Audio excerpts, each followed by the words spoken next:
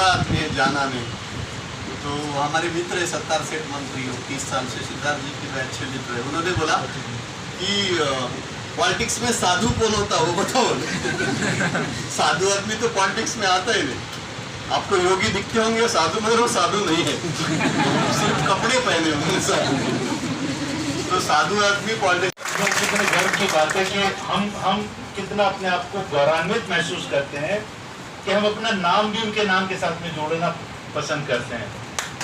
मेरे को बड़ी खुशी हुई। और महाराष्ट्र के अंदर जो जज्बा है, जो जोश है बाबा साहब के नाम को लेकर, वो हकीकत में हम लोगों को प्रेरणा देता है, इंस्पायर करता है।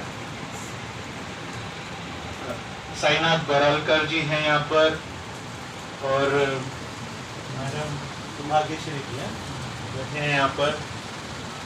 और यहाँ पर सब आप सब लोग जो देश का भविष्य हैं आप लोग। अगर आप लोग ये वाला सेक्शन अगर शिक्षित हो रहा है, तहस नहस करना चाहते हैं, वो ताकतें उस ग्रंथ को लाना चाहती हैं, संविधान को खत्म करके, जहां पर SC, ST, OBC माइनॉरिटी और महिलाओं को जीने का सम्मान के साथ, स्वाभिमान के साथ में कोई अधिकार नहीं है। और मैं उस ग्रंथ की बात करूं, मुझे उसका नाम लेते हुए भी शर्म महसूस होती है, लेकिन आप मुझे मालूम है कि मैं कौन से ग्रंथ की बात कर रहा हूं। इसकी अब देखिए कितने इंटेलिजेंट हैं आप लोग। मतलब मैंने तो कुछ नहीं बोला, लेकिन आप सब लोगों को इसका मतलब उसके बारे में जानकारी है। इसके बारे में जानकारी रखना बहुत जरूरी है अगर हमारे को समाज के अंदर और इस देश के अंदर अपने समाज को स्वाभिमान। सर, आज आप जो औरंगाबाद के एकेडमी में आए, संबोधि एकेडमी, आपको कैसा लगा और उसके बारे में आप?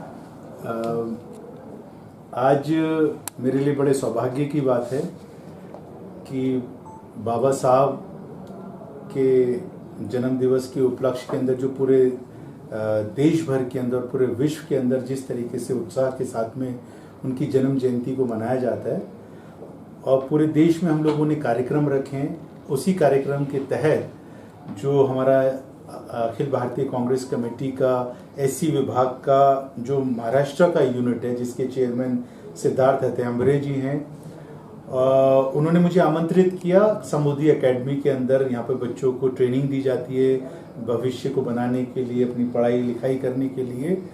और उसके जो चेयरमैन हैं भीमराव हतेम्बरे जी, उन्होंने मुझे आमंत्रित किया। मैं यहाँ पर आया। मुझे हकीकत में इन बच्चों के बीच में आके, जो यहाँ के एकेडमी के बच्चे हैं, मैं बड़ा भावुक हुआ कि इतना बच्चों को इतने अच्छे तरीके से बाबा साहब भीमराव अंबेडकर के बारे में, उनके जीवन के बारे में और उन्होंने किस तरीके से संघर्ष किया, उसके बारे में एक एक जानकारी इन बच्चों को है।